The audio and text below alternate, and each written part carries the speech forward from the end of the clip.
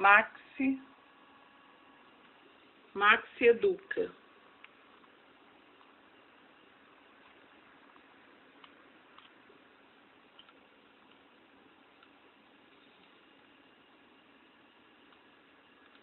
Leitura da minha apostila digital Maxi Educa. Fundamentos da educação. Conceitos e concepções pedagógicas. Para o concurso da Prefeitura de Duque de Caxias. Conceito e concepções pedagógicas. Com efeito, entendida a pedagogia como teoria da educação, evidencia que se trata de uma teoria da prática, a teoria da prática educativa. Não podemos perder de vista, porém, que se toda pedagogia é teoria da educação, nem toda teoria da educação é pedagogia. Na verdade, o conceito de pedagogia se reporta a uma teoria que se estrutura a partir e em função da prática educativa. A pedagogia como teoria da educação busca equacionar, de alguma maneira, o problema da relação educador-educando, de modo geral, ou, no caso específico da escola, a relação professor-aluno, orientando o processo de ensino e aprendizagem. Assim, não se constituem como pedagogia aquelas teorias que analisam a educação pelo aspecto de sua relação com a sociedade, não tendo como objetivo formular diretrizes que orientem a atividade educativa, como é o caso das teorias que chamei de crítico-reprodutivistas. Feita essa observação preliminar, podemos considerar que, do ponto de vista da pedagogia, as diferentes concepções de educação podem ser agrupadas em duas grandes tendências. A primeira seria composta pelas concepções pedagógicas que dariam prioridade à teoria sobre a prática, subordinando esta àquela, sendo que, no limite, dissolveria a prática na teoria.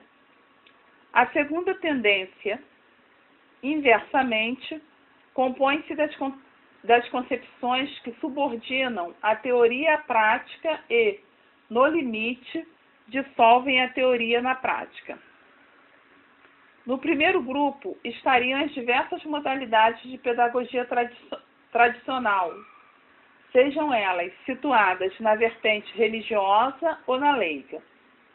No segundo grupo se situariam as diferentes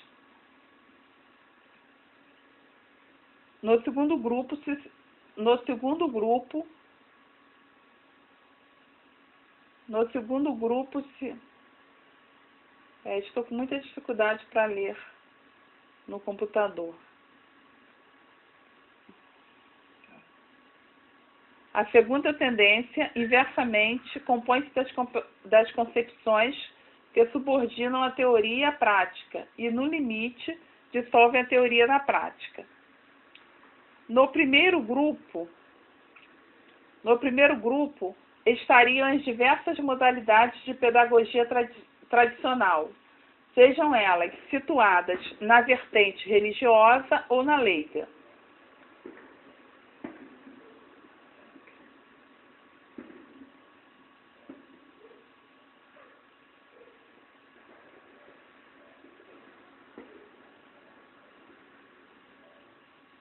Ou na leiga. Repetindo. No primeiro grupo estariam as pedagogias. No primeiro grupo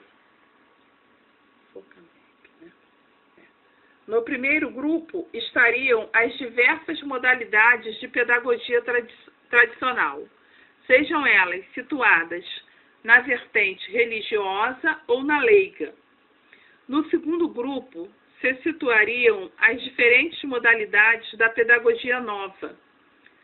Dizendo de outro modo, poderíamos considerar que, no primeiro caso, a preocupação se centra nas teorias do ensino, enquanto que no segundo caso, a ênfase é posta nas teorias da aprendizagem. Na primeira tendência, o problema fundamental se traduzia pela pergunta como ensinar, cujas respostas consistia na tentativa de se formular métodos de ensino. Já na segunda tendência, o problema fundamental se traduz pela pergunta como aprender, o que levou à generalização do lema aprender a aprender. Em termos históricos, a primeira tendência foi dominante até o final do século XIX.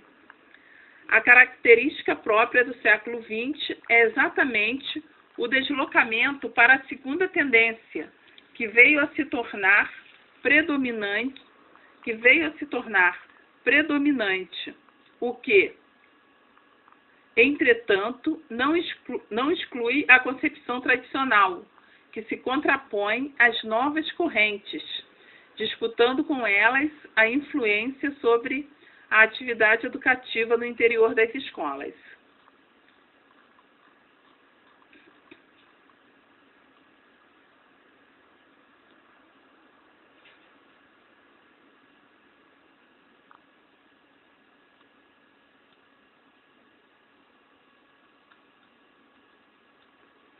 As concepções tradicionais, desde a pedagogia de Platão e a pedagogia cristã, passando pelas pedagogias dos humanistas e pela pedagogia da natureza, na qual se inclui Comênio, assim como a pedagogia idealista de Kant, Fichte e Hegel, o humanismo racionalista, que se difundiu especialmente em consequência da Revolução Francesa, a teoria da evolução e a sistematização de Herbert Willer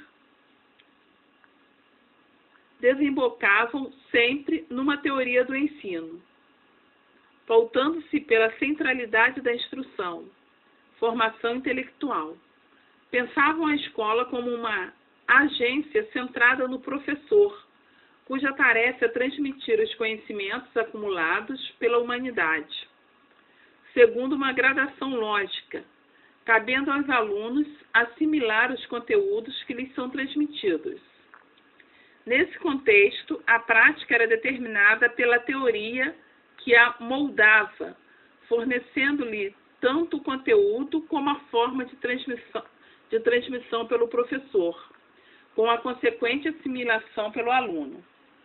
Essa tendência atinge seu ponto mais avançado na segunda metade do século XIX, com o método de ensino intuitivo, centrado nas lições de coisas.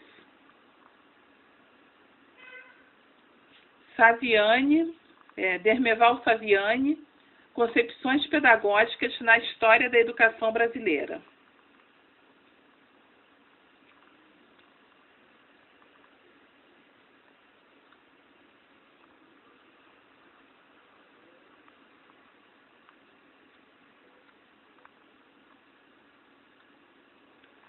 Por sua vez, as correntes renovadoras, desde seus precursores, como Rousseau, e de alguma forma também Pestalozzi e Froebel, passando por Kierkegaard, Stirner, Nietzsche e Bergson, e chegando ao movimento da Escola Nova, as pedagogias não diretivas, a pedagogia institucional, Lobreau, Ury, e ao construtivismo desembocam sempre na questão de como aprender, isto é, em teorias da aprendizagem em sentido geral.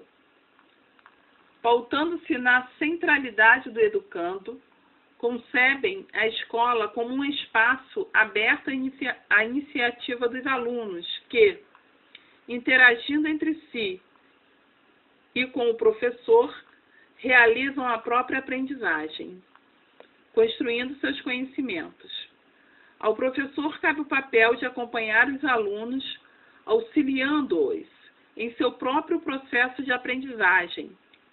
O eixo do trabalho pedagógico desloca-se, portanto, na compreensão intelectual para a atividade prática, do aspecto lógico para o psicológico, dos conteúdos cognitivos para os métodos ou processos de aprendizagem, do professor para o aluno, do esforço para o interesse, da disciplina para a espontaneidade, da quantidade para a qualidade.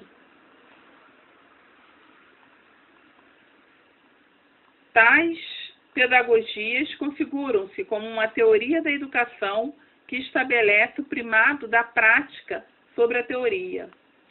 A prática determina a teoria. Esta deve se subordinar àquela, renunciando a qualquer tentativa de orientá-la, isto é, de prescrever regras e diretrizes a serem seguidas pela prática e resumindo-se aos enunciados que vierem a emergir da própria atividade prática desenvolvida pelos alunos, como o acompanhamento do professor. Desenvolvidas pelos alunos com o acompanhamento do professor. Essa tendência ganha força no início do século XX.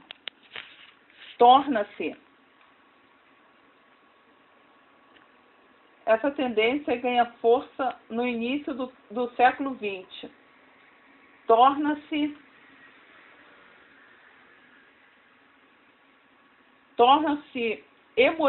hegemônica sob a forma do movimento da Escola Nova até o início da segunda metade desse século e, diante das contestações críticas que enfrenta, assegura seu predomínio, assumindo novas versões, entre as quais o construtivismo, novas versões, entre as quais o construtivismo é, provavelmente, a mais difundida na atualidade. Se nos séculos XVII, XVIII e XIX a ênfase das proposições educacionais se dirigia aos métodos de ensino formulados a partir de fundamentos filosóficos e didáticos, no século XX a ênfase se desloca para os métodos de aprendizagem, estabelecendo o primeiro dos fundamentos psicológicos da educação. Nesse contexto, o conteúdo a ser ensinado e os valores formativos podem ser elucidados a partir do processo de aprendizagem do aluno, deslocamento que gera uma redução do processo educativo, produzindo uma cultura escolar mais simplificada. Para Vera Valdemarin, a matriz desse novo sistema doutrinário sobre a educação, do qual deriva um novo modelo para a profissão docente, pode ser localizada em Dewey. Após citar a passagem em que Dewey afirma que na atividade educativa o professor é um aluno e o aluno é, sem saber, um professor. E tudo bem considerado melhor será